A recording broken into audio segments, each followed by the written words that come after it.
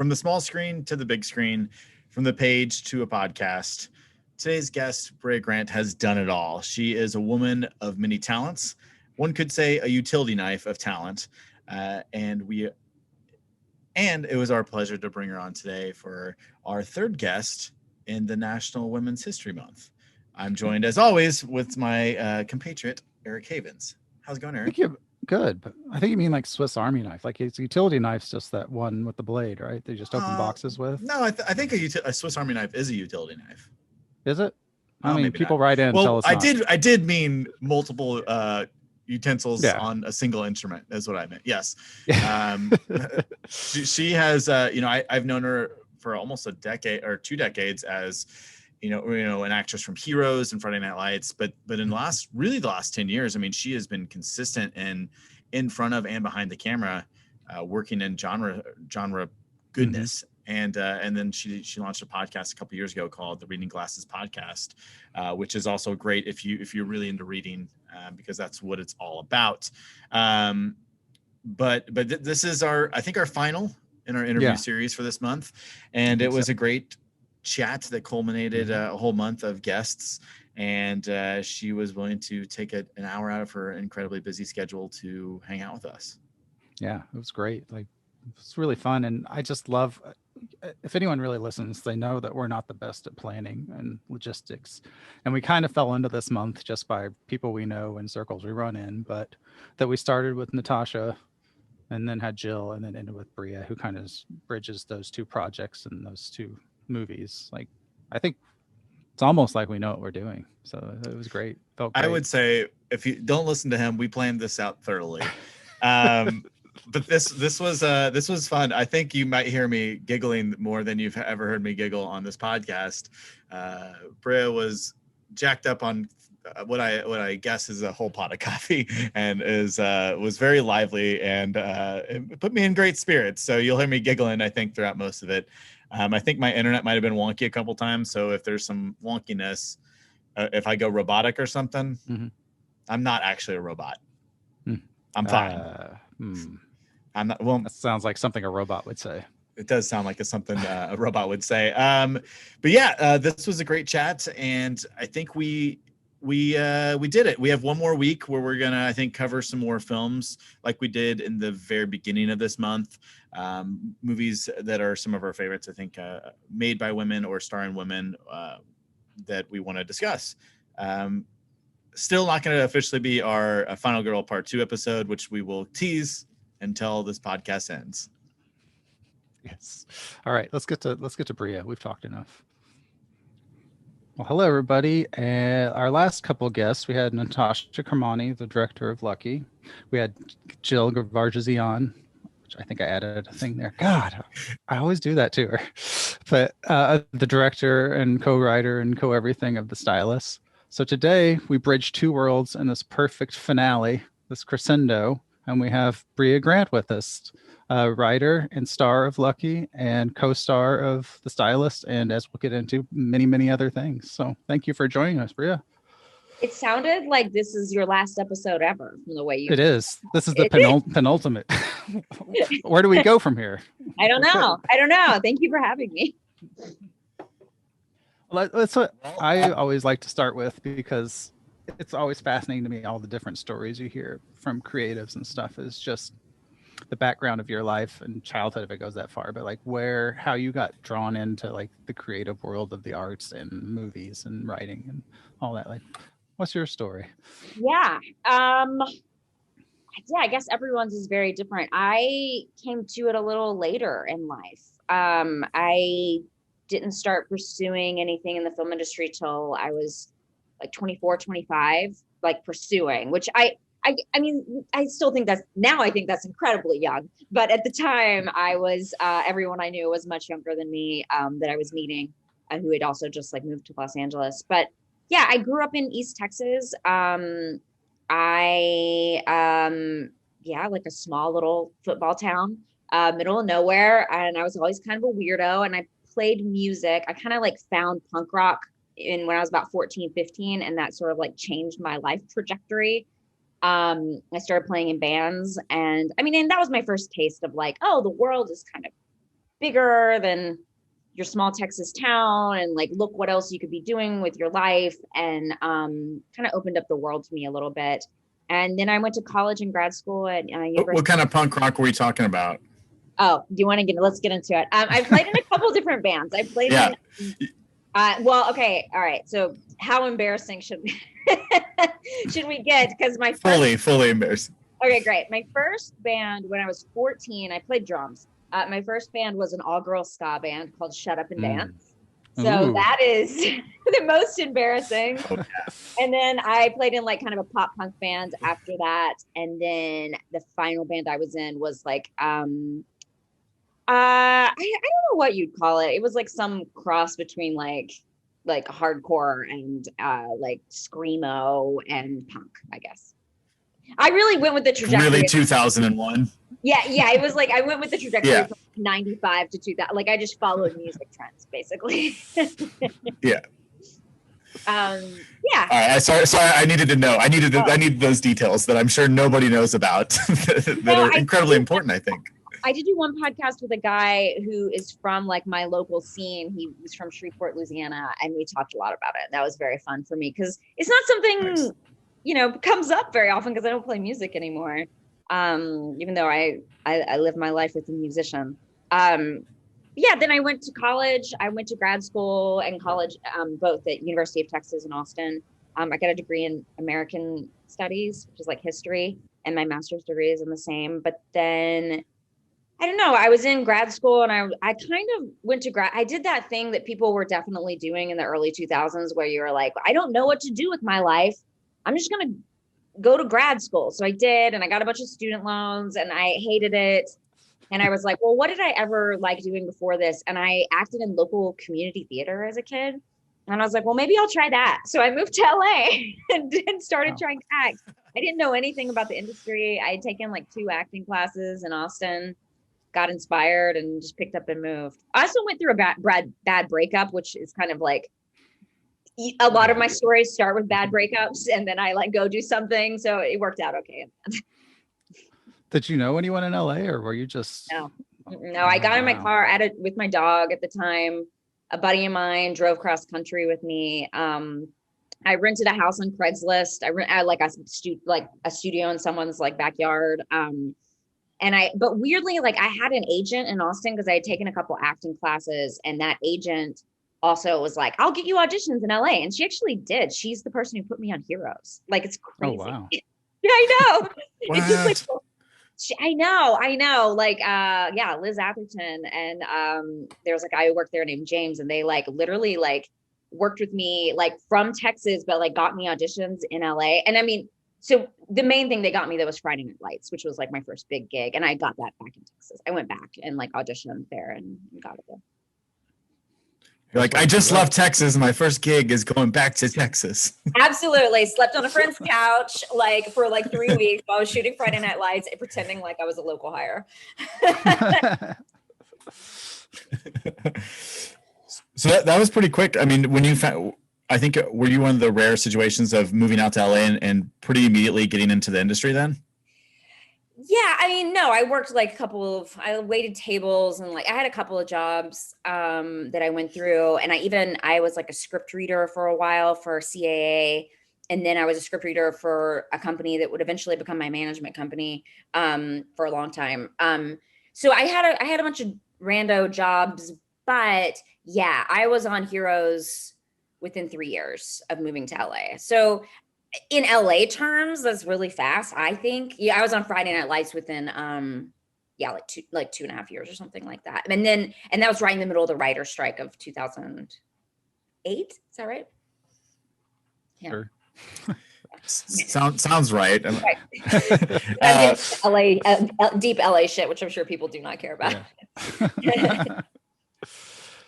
So you pack up, move out to LA, and then you find some pretty quick success. I would say 3 years is a pretty quick turnaround, especially when you look at Heroes, where we're on like 20 plus episodes, I think, right? 17, but thank you. Yeah. Okay. Damn it. Yeah, no, it was I remember I called my dad at the time and I was like, so Heroes. So I was on Friday Night Lights for like 3 episodes, but at the time, Friday Night Lights had like this massive following in Los Angeles. Like it had just really hit in Los Angeles in this big way. And because of that, like all these casting directors were like, get this girl in here. And they started bringing me in because they loved the show. And the show had such like a cult following here. And then I got a call from Heroes and they were like, they think they want you for this role. They kind of wrote it for you because they saw you on Friday Night Lights. I still had to audition and test. I have crazy testing stories about that show, but I still had to do all that. And I remember I called my dad and I was like, I'm testing for the show. And he was like, well, that's good. Do you think they'll let you do more than one episode? And I was like, I don't know, but if they did, it would be really life-changing. And like, little did I know, it was incredibly life-changing. When did so getting on sets? Oh, go ahead, Eric. Sorry. Oh, yeah. Jeez, Adam. It's like hopping all over. I'm sorry. I was just so excited over here. I just want, like, while you're getting all this trajectory and stuff, was writing and the other creative endeavors still something that you're exploring, or were you just all in on performance at this point? I was kind of all in on performance. So when I moved to LA, I still had to write my graduate school thesis. So I was writing in that I was doing research and I had to finish a graduate thesis to finish my master's. So I would literally like go to work, come home and do my writing, and then try to go to auditions at the same time. And this was back when I would basically audition for anything that called me. You know, it was like background of a music video, and I was like, I'm there. And like, so I he was auditioning like all of the time for anything that would see me. But yeah, so no, I wasn't doing as much writing. I didn't really start doing any writing until I was on Heroes because I didn't have to have a day job anymore. So that was when I felt like I had a lot more time. I had nothing but time because it took like 10 to 14 days to shoot an episode of that show. And I was on like, I'd work like 2 or 3 days out of that, but I couldn't take other jobs like that. I was on contract with them. So I literally had all of this downtime, like all the time.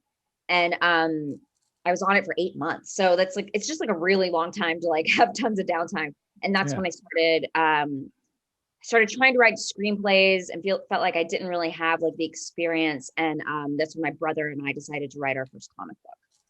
That's almost like a creative sabbatical. You get like you just get a little bit. I mean, it's so weird because it's like I was still auditioning and still, you know, like reading a lot of scripts and like, you know, whatever, like doing the normal actor shit. But like, I didn't want to take any other jobs because I really liked being on Heroes. So it was like auditioning for like maybe when but I never knew when I was not going to be on the show. Like I never had like a hard out date. So it was kind of like, well, I'm just here until the season ends, I guess. And so, yeah, it is weird. Actors who are like full-time on shows, if you don't work every day, like the person who works in like the lab, you know, and like CSI, like and stuff like that, those people have so much time on their hands. It's kind of crazy. So were you always, like as a kid, were you always into comic books and like, graphic novels and things like that? Or is that something that came to you in this time frame? Not in this time frame. I wasn't into it as a kid. I mean, again, I was raised in Texas, so like I had a pretty traditional upbringing as far as like traditional like girl stuff, boy stuff, you know, like my friends all became cheerleaders. I was just a little too like unathletic, you know, like I didn't quite make the cut. But then when I got to college, my brother read a lot of graphic novels and comics, and I had a boyfriend at the time that also did, and I've always been a big reader. So like kind of just learning about that world. Once that world was opened up to me, I was like, oh, hell yeah. Like this is a medium that I can really, really get behind. So I had been reading them at that point for, you know, like 6-7 years, something like that. Oh, no, 10 years, something like that.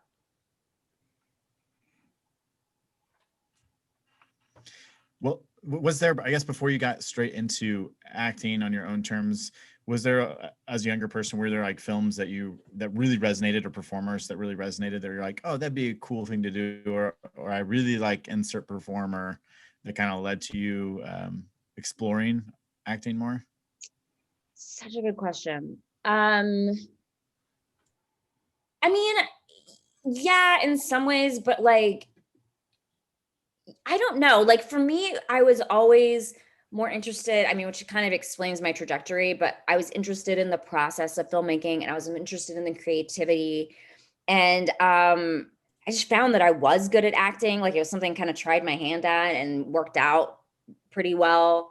Like I don't have like a lot of formal training when it comes to acting. I went and got some formal training after Heroes because I felt like I needed something to fall back on. I like had taken a couple acting classes in Austin, but that was like the extent of it. No, I mean, I think I was really inspired by, I think women that sort of reflected who I was in some ways. So Buffy the Vampire Slayer, the TV show and the movie, I feel like have had like huge influences on me and who I am as a person, and therefore influenced my acting and probably my cadence as far and like all sorts of things that I don't realize. I just rewatched the movie the other day and I was like, was I just trying to be her this in my whole life? Like I literally like dress like her. I look like it. Like I did my hair like her for so long and I totally didn't realize, but I watched that movie like hundreds of times when I was a kid.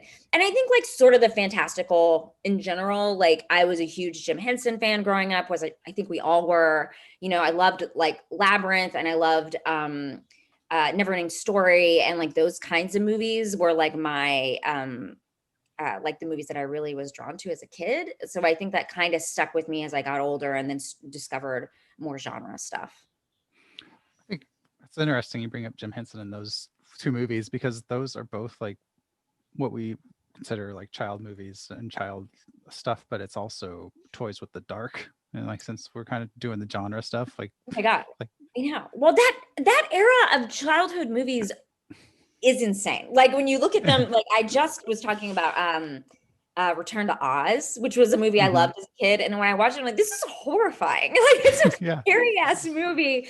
And there's a bunch of those. Yeah, Neverending Story is a big one for me. Like there's just a bunch of those that I really liked as a kid. And I loved I loved puppetry and that kind of world. And I think it was just that escapism, which is what always draws me to art. I love escapism art. And so like that kind of stuff that's so fantastical was just so fucking cool to me when I was a kid.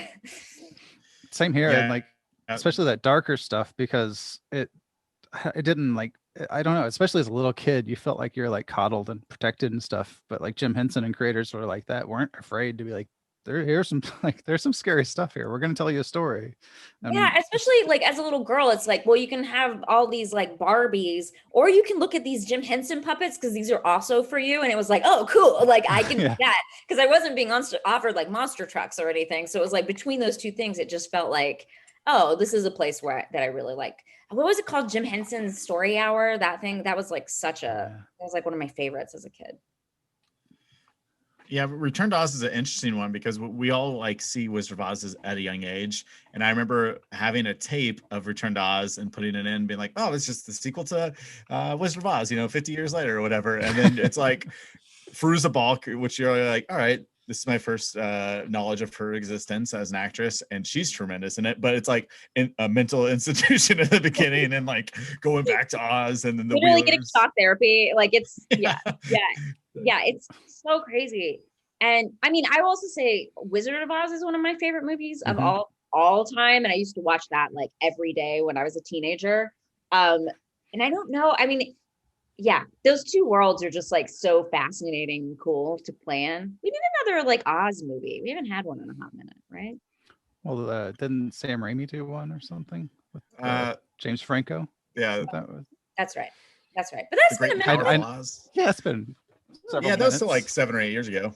Okay. And it was, God, time. You're right. We do need to get back into the Oz world, but it needs to be some kind of sequel to Return to Oz. Yeah, for sure. I need to get some more weird rock people and those wheelers. I need all that back. I need answers from some of that stuff. You're more here to like demand answers from Return to Oz, not I need explanations. Yeah. How dare you ruin my childhood? Well, so you and then from there you can continue to work and grow as an actress, but it's just like around a decade before you direct your first feature film, which is kind of wild. You're in LA for about a decade and you never really were on sets at all. And you go from acting pretty quickly and then to directing and writing a feature film. And that's no small feat. It's almost a 2-hour feature film. So what was that process like, making that huge jump? Yeah. Well, I will say also, I did move to LA with the intentions of being an actress, but I also was like, maybe I'll be a producer. So it was always in the back of my head that I was gonna maybe be on the other side of the camera. And it was just, and that's why I was working in a management company and like doing stuff like that, just trying to like figure out what I wanted to do. The acting just happened to take off. Like the week I got offered Friday Night Lights, I was also offered an assistant job to like a big producer in Hollywood. And I took Friday Night Lights because I just felt like I was more passionate about acting. And it was just that it was such a like roads big side you're gonna take. And the acting thing worked out really great, obviously. Like I really enjoyed it for a really long time. What made me do that? Well, so I had written this screenplay. That was only my second screenplay, and I co-wrote it with Vera Meow, and who co-stars in the movie with me. And we had written it with the intention of like this thing that I think actors do a lot, where we're like, I'm going to write a movie, and then I'm going to star in the movie, and someone else will direct it, and it's going to be huge and like really move my career in this direction. And I'll play a character I've never gotten to play before. And she hadn't really been in very much at the time, but we were really good friends. And so we were just trying to like do it to kind of do it and see what the experience would be like, but also to like, also promote our acting careers, I guess, at the same time. And we had a director team attached and they fell out. And then I was like, well, what if I just directed it? And I had never directed anything. But the more I had just been with the story for so long and we had been writing it together and I was really passionate about it. And I was like, I've always wanted to direct. I just like didn't know how to start. And I mean, weirdly, like what I needed to start was I needed a finance script and a couple of actors who could like get into film festivals. So I already had that. And like that was ready to go. And so to Vera's credit, I was like, I think I want to direct this movie. How do you feel about that? And she was totally supportive. So I kind of just, I think like the story of my life is I tend to jump into things like face first without looking down. And like, that's just what I kind of did. I mean, I did the same thing when I moved to Los Angeles. I was like, I'll just move and see what happens. And I also quit my day job way earlier than anyone should ever quit their day job. Like after I got was on Friday Night Lights for a little while and I waited tables again for a little while. And then I was like, I'm going to quit my day job so I can focus on acting, even though I have no money. And it worked out okay too. I got Heroes like a few weeks later. I think like, I just was like, I'm going to just see, I want to see if it works out. I want to see if I like it. And if I don't like it, no harm, no foul. I wrote it. I starred it. So it's really like my face that, will fuck it up. Well, that's an interesting transition too to me, because I've only really realistically been on the writing side. So I get to see magnificent people such as you do things with things I wrote down and perform it. So I'm used to that. It's overwhelming, but I'm used to that. But you had been the one on the other side performing other people's lines for so long, like directing and switching and then on to like 12-hour shift, not to jump too far ahead. And even lucky with your co-stars, like seeing other people perform things that you had written and just like almost like the 180 of everything, a creative, like, does it still kind of give you like a little bit of whiplash, like be on the different sides, or does it feel natural? Or yeah, I mean, it does. There are days for sure where I'm like, what am I doing today? Like I have to kind of like readjust, but I feel like with every project I kind of have a good sense of, I mean, because I've been in the industry for so long, I have a good sense of like what my role is here, how to not step out of that role, and how to, how to behave, in the role that I'm doing. But I will say, like, there is something very special specifically about writing and seeing people perform, which I'm sure you could speak to, Eric.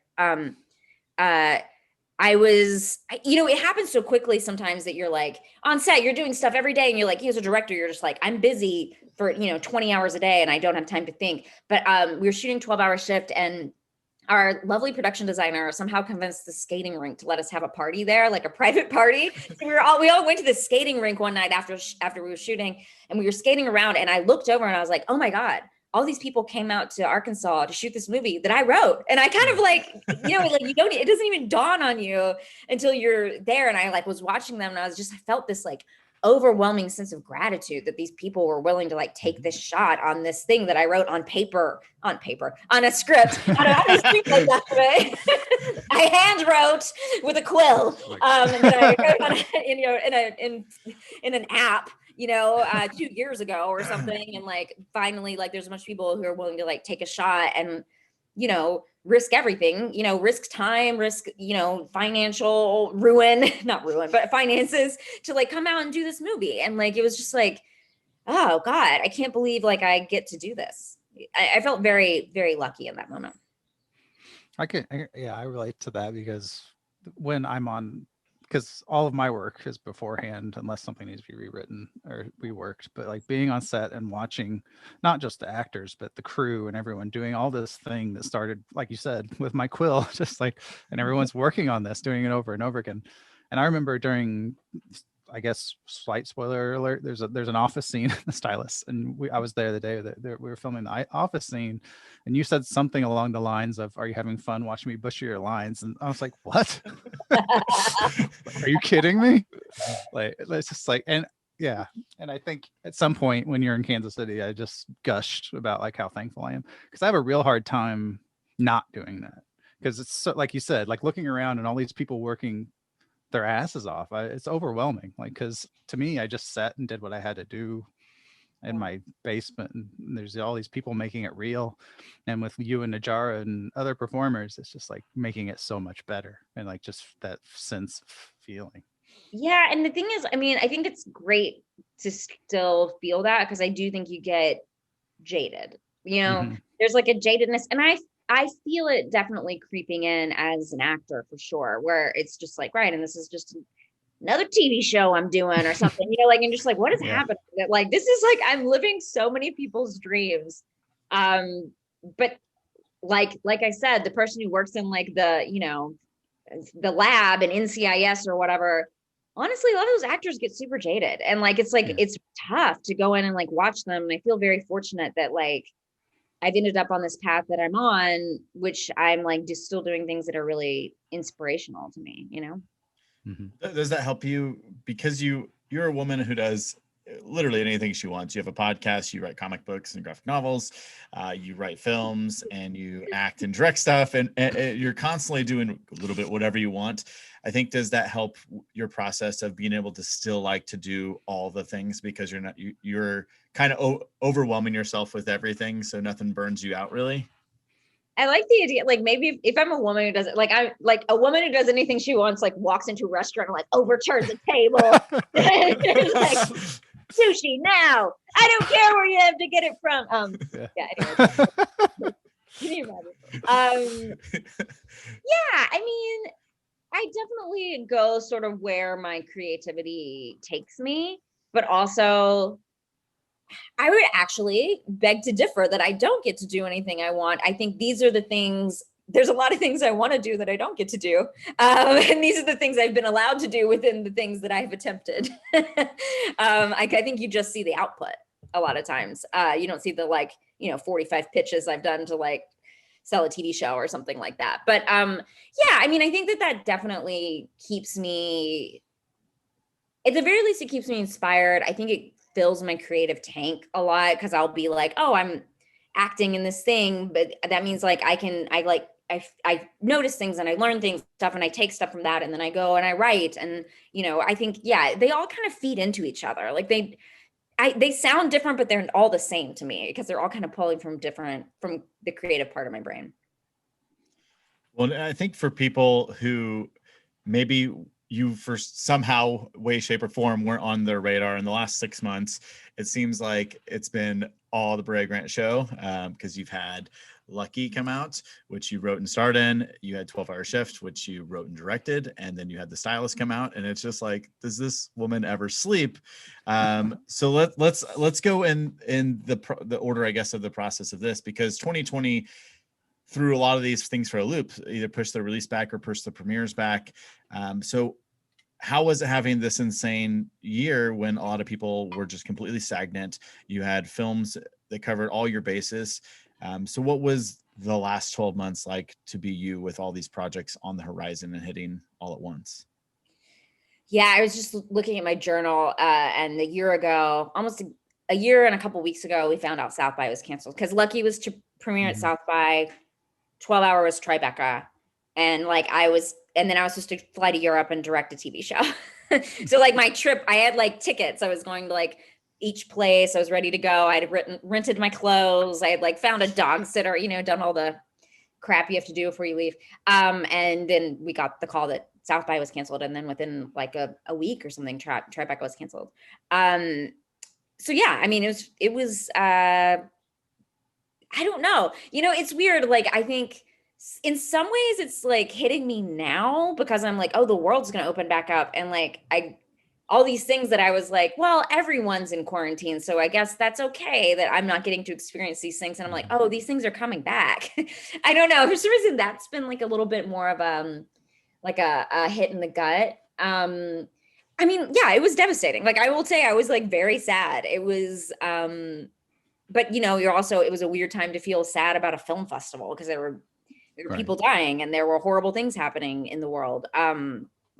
So yeah, I mean, I don't know. It's hard to say. I have no idea because I have never had a movie I directed and a movie I wrote at two massive film festivals in the same year. Probably never will again, quite frankly. And I've never had that happen during a pandemic. So I only can speak to like what it felt like, which was, pretty shitty. I've tried to be like, I was listening to this poet being interviewed the other day, and she was saying she's a poet and she released an album right at the beginning of the pandemic, and she was saying, well, I think maybe there's a reason for this. Like maybe there's something I needed to learn. Maybe there's something like I needed to like take out of this. Like maybe there's something like there's a reason this happened, and maybe it hasn't dawned on me yet, but it will come to me. And I'm hoping I will see that at some point. It's so weird. I mean, it's so weird. I think last time I saw y'all, I was at a festival. I was at Panic Fest. That's where we saw each other. Oh my God. It's about to happen again. Panic Fest. Yeah. Right around the corner. I know.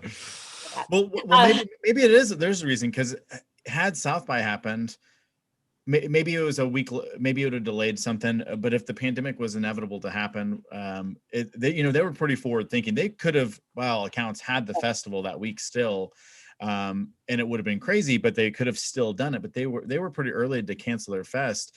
And if your movie would have premiered, it probably would have got lost in the shuffle of all that stuff. And now, a year later, it's the Brea Grant show. Like in one way or another, you have a film on Hulu, a film on Shudder, and a film on Arrow, like that are all exclusives. And for a lot of people, they're like, she's the busiest woman, and she's writing two of these movies. She directed one, she starred, and all three of the films are incredibly different from one another. So it appears that almost it's better to have all these things coming out now. And for people who maybe don't know you as a writer or a director or an actress, even, it's like, she can do everything and she's ready to go right now. So give me my Marvel movie. Yeah, someone call them. Yeah. I mean, yeah, I hope so. I hope that's the case. And like, yeah, I mean, for sure. I will say, like, the first movie I did, Best Friends Forever, which was so long ago, was 2013. We premiered at Slam Dance, and there was something, I don't know what it was, but I did not enjoy any of that process. Like, I did not enjoy the festival process. I was very sad through the whole thing. Like, I mean, I had some stuff going on personally, in my family, so that was part of it. But also, I just like couldn't be happy about the movie, and I don't know why. And so, like, I was very determined this time around, where I was like, I'm going to go to every festival. I'm going to make the most of it. I'm going to be very happy. And then the pandemic happened, and I'm like, wow, there's some life lesson here I need to learn. And it's being like, I'm being hit over the head with it, obviously. So. No festivals for you ever. No. That's. I think Natasha was talking about, like, when in reference to Lucky, when we talked to her about the pandemic a little bit, and I think the benefit she said she pulled out of it was just having the time to sit with yourself and your work and like kind of evaluate and like what's important and all of that. So I kind of like, she said it better than I, so go back and listen to our podcast, everyone. But yeah, like it was very like profound the way she put it, and made me almost feel better about this last year of just feeling sad and lack of creativity and everything. So yeah, I mean, I think we'll definitely, I hope we will appreciate again, try not to be jaded. We'll appreciate the world so much more, I think, on the other side. I hope. I think that has to be true with any reasonable person. Anyone who's ever like had any introspection at all has to be like, you know what, this is pretty good. Yeah. Well, so all this craziness in your life has really been over the course of 2 decades. You have an incredible career so far. It could go off the rails, I guess, because you've never had a great experience at a film fest. Maybe you finally get to a film fest and chaos ensues during interviews and press junkets. Maybe this has been protecting you. Who knows? And I have been to film fest as an actor. So I mean, I've had that experience, and I've been very, very fortunate with, especially movies in the last few years premiering at like really cool festivals. Like I got to go to Tribeca. I was shooting 12-hour shift. We shot an overnight. I flew out that morning to go to the premiere of what is now called After Midnight at Tribeca. So like, I mean, I've had a very fortunate, very cool life, and especially around the festivals. It was just, for me, my first solo writing credit was going to be at South by Southwest. The first time I like saw my name on a screen, solo writing credit. So that was I felt like that was a big step, but you know what? The step got taken regardless. People saw the movie. It's fine. Yeah. Your title card's still there. So yeah, no one took it off.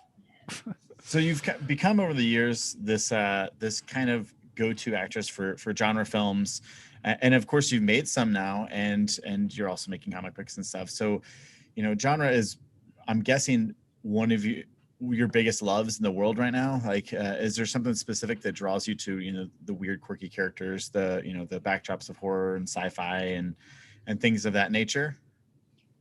Yeah, I mean, I think first and foremost, I'm a consumer of that. So, you know, like if 2 scripts get sent to me on the same day and one's a horror movie and one is a drama, I'm gonna read the horror movie first.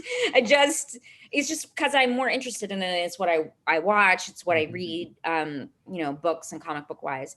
I just like genre stuff. I like genre storytelling, but I also think it provides a framework for just bigger storytelling. I was talking to this, as you mentioned, I do this podcast, and I was interviewing this author I really like, Charlie Jane Anders, who writes in the science fiction world, yesterday. And she was talking about how and I totally agree. It just, the world of like genre provides a space for us to explore all sorts of things without it.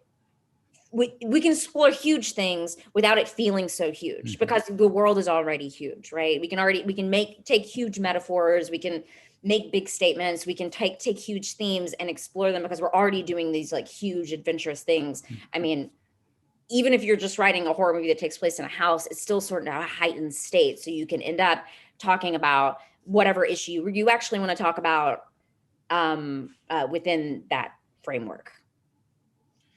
Yeah, I think that's kind of what Eric and I's podcast is about, is the, you know, the many messages and subtext that genre provides. I think that's, you know, why we both love it so much, is because you can have infinite conversations really about work, and it's not, surely there's fun, you know, scares and bloody, you know, guts being thrown everywhere, but the underlying themes behind them, I think, by and large, are why we all love like horror and sci-fi films, because they have more to say than just, you know, the genre, or, you know, a drama or a comedy might.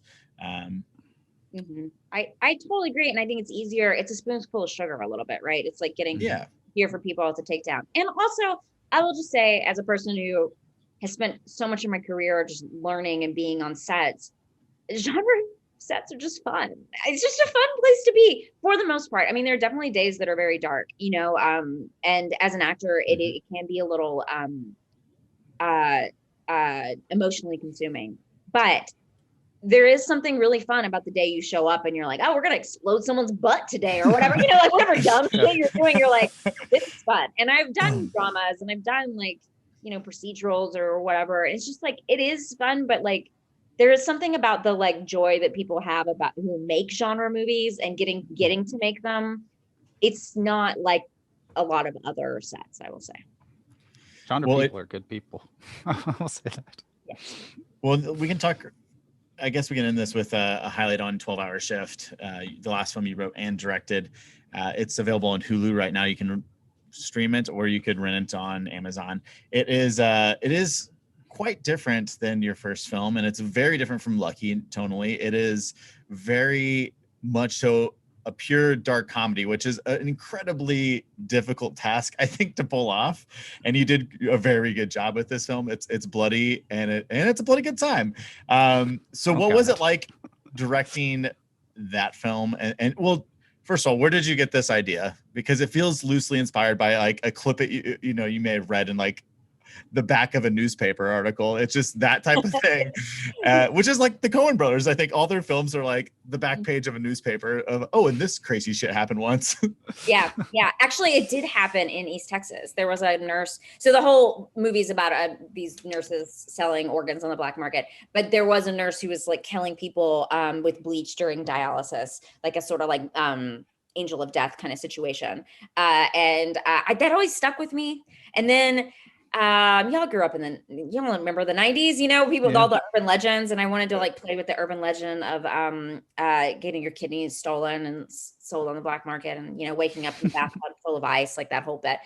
So I kind of like took those two ideas and just ran with them. And I also wanted to set something. It ended up being set in Arkansas because we shot there, and bless them, they gave us like great tax incentives, and it was a lovely experience. But it was originally set in East Texas, and I think it still has like just a small like southern sort of feel, small town southern feel.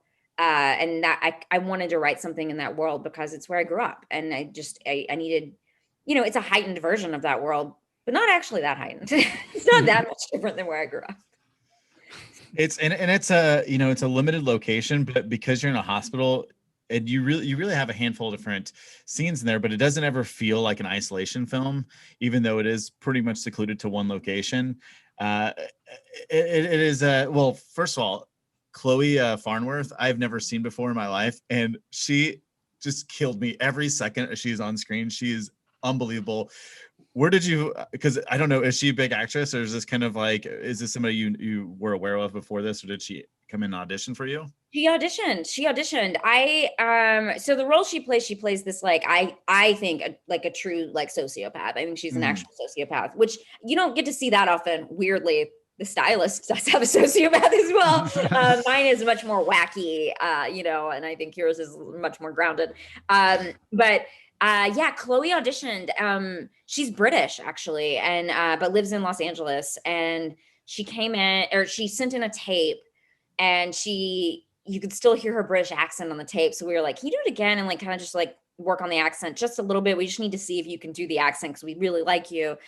And what she did, which I really liked and people have commented on, is the role is written as kind of mean. Like, she's kind of mean spirited, you know, in a lot of ways. But Chloe came in and played it like she was really like nice. Like, she really genuinely believed everything she said, and wasn't trying to be cruel to anybody, and like was really had a lot of conviction in everything she was doing, even if it was like selling organs on the black market. Like, she has a lot of conviction about it. And I was like, oh, that's what this movie is missing. It's missing its heart. And like, I mean, Angela Bettis is the lead as well, and obviously she brings a lot of heart to it. But I feel like Chloe brought in just like a different layer, a different aspect to it that I didn't see in the other auditions. And like, it's so weird as an actor. Like, I don't ever want to hold auditions at all as a director, but this movie, I just like didn't know who that role was going to be. So we had really limited auditions, but that was one that I felt like I had to find the perfect lady for it.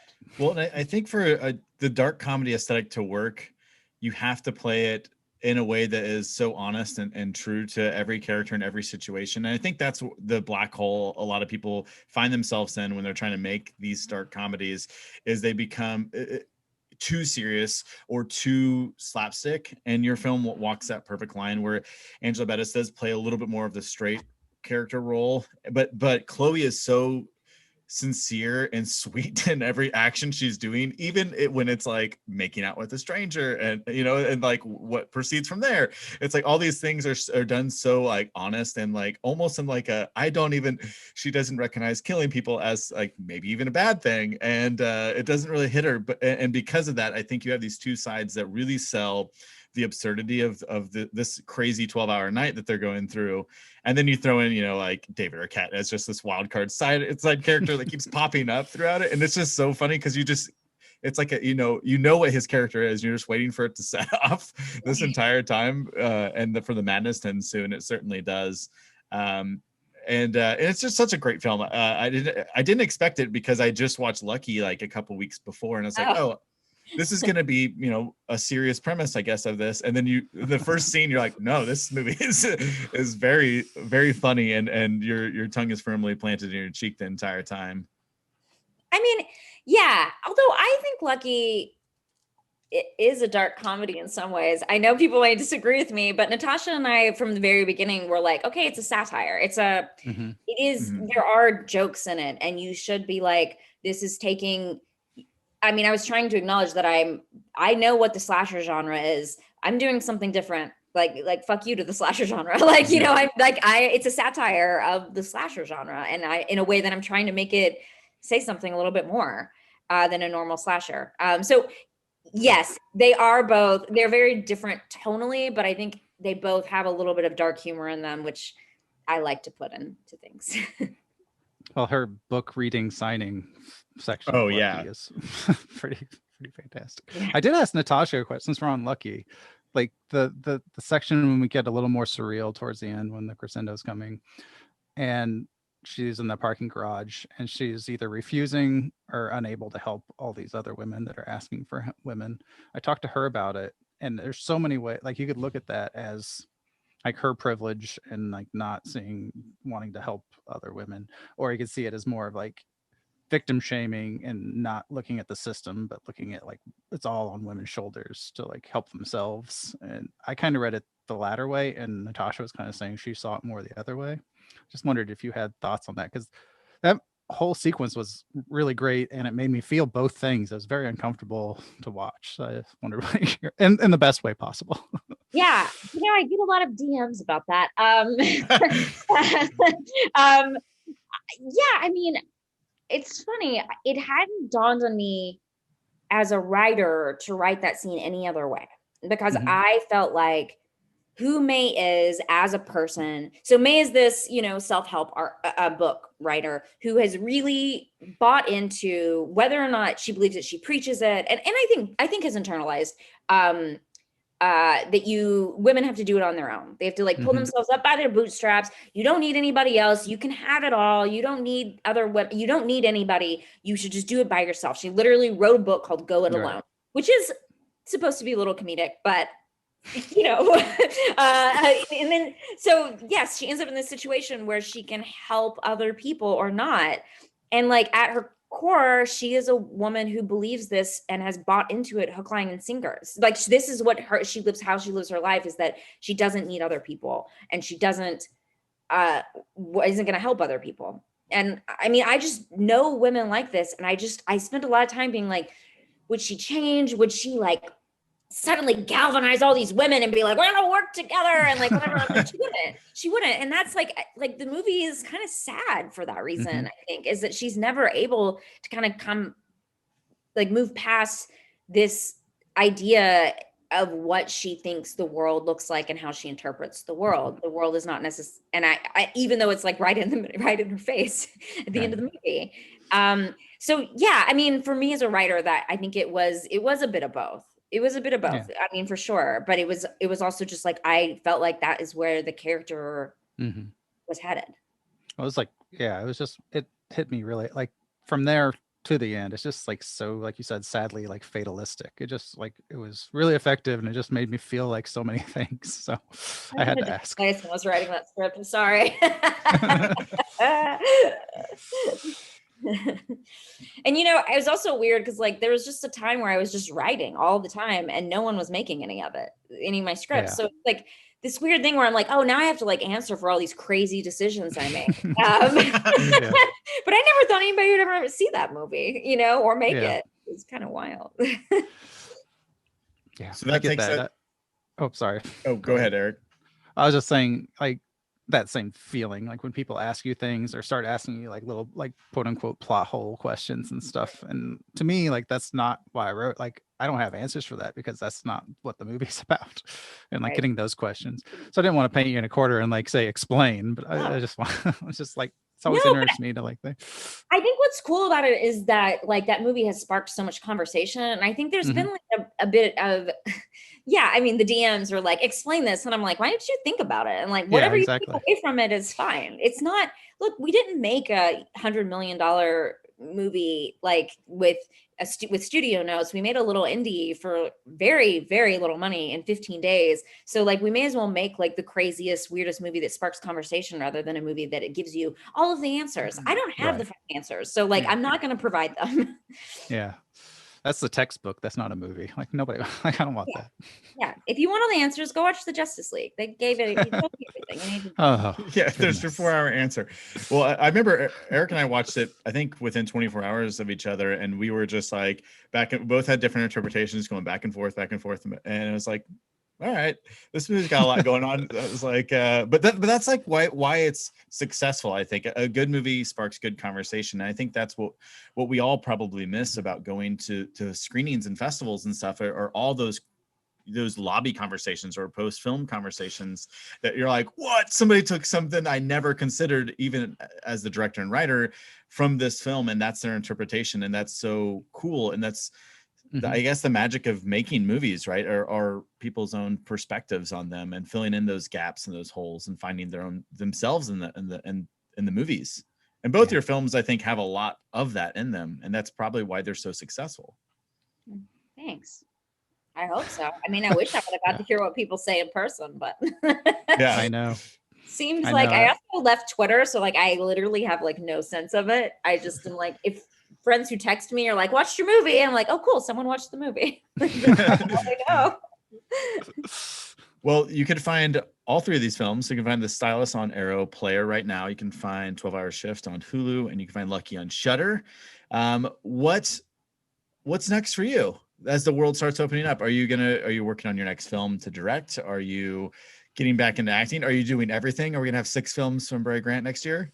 6? Yeah. No, definitely no. I haven't done anything during quarantine. Yeah, just working on writing stuff, working on something else with Natasha, developing. It's all writing, developing now, kind of starting over. And but if people want more of me, they can go buy my graphic novel that came out, and it's called Mary, and it's like YA sci-fi, funny stuff for teenagers. So definitely go pick that up.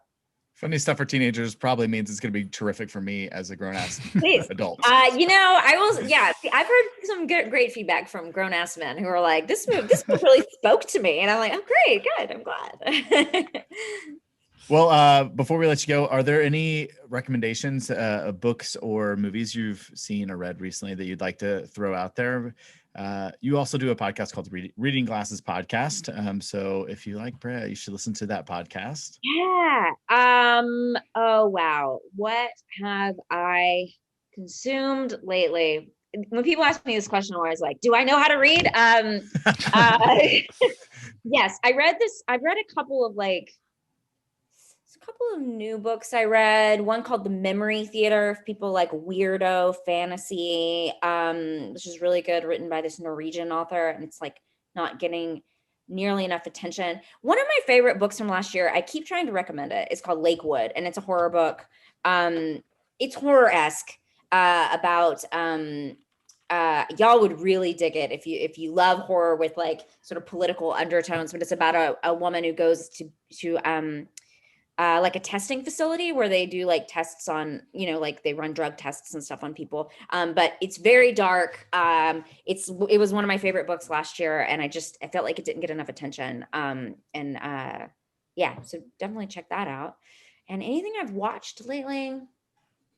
Not really. Oh, I've been watching Servant over on Apple TV. Are y'all watching that? That show's crazy. Yeah, it is crazy. Are you in the second season yet? Or? I just got to the second season. It is okay. I will say I like the first season significantly more than the second, but the second gets to some weird places. It goes in a different direction. But that show it's like the I don't want to call it like trashy, but like it's like elevated like soap opera, and I can't stop it. I love it so much. Yeah. It's so good. It's wildly entertaining. And like, I was like, how am I going to watch the show that all takes place in like one house and stuff? And it's like, I mean, I think for like indie filmmakers, like they should be watching that show because it shows like what you can do with one location and really great actors. And I feel like a lot of people really fail at that. So, I mean, definitely worth checking out. Awesome. Well, I added Lakewood to my my read list right now, so that'll be the next thing I read. So I'm excited for it. And I'm ordering Mary right now. You didn't mention it was about Mary Shelley's great granddaughter. So I'm in. Okay, good. Let me know. Well, but awesome. if you don't like it, I mean, don't let me know. Just tell me. Okay. Got it. I'll just text you that, hey, I read your book, and that's all I'll say. Well, thank you so much for spending the hour with us. We appreciate it. I know you're super busy, even in this crazy pandemic time. So please go watch all of her stuff, read all of her stuff, and listen to her podcast. She is everywhere you look. and listen, right? Your closet. All right. Thank you again so much. Yeah, thanks y'all. Thanks for having me. And there we are, as promised. Like we said, like that was Brea Grant. She was here. She talked. She's a morning person, unlike me. But luckily, I'm in the Central Time Zone and not in hers, which I guess would have been 9:30 her time, which is far too early for me to do anything. But you're talking a lot about the clock, Eric. Oh shit! This podcast is timeless. Oh yeah, it's almost as if the hour. I'm not going to try to do it. I sure lie. No, but boy, were we lucky to have her on the podcast today. No, I'm fine. Okay. Okay. Well, I mean, I was going to say, well, the 12-hour shift may be over, but the nightmare keeps ticking. This was the Nightmare Hour podcast. Yeah. Thanks so much for listening, everyone. Enjoy your other hours. And as always, if you like the podcast, please like, share, review, all those things. You know how to do it. You hear this all the time. If you want to get a hold of us, nightmarehourpod@gmail.com or the Nightmare Hour podcast on all the social medias. You can respond to us, tag us, share this, whatever you want to do, but we appreciate it. This was the Nightmare Hour podcast.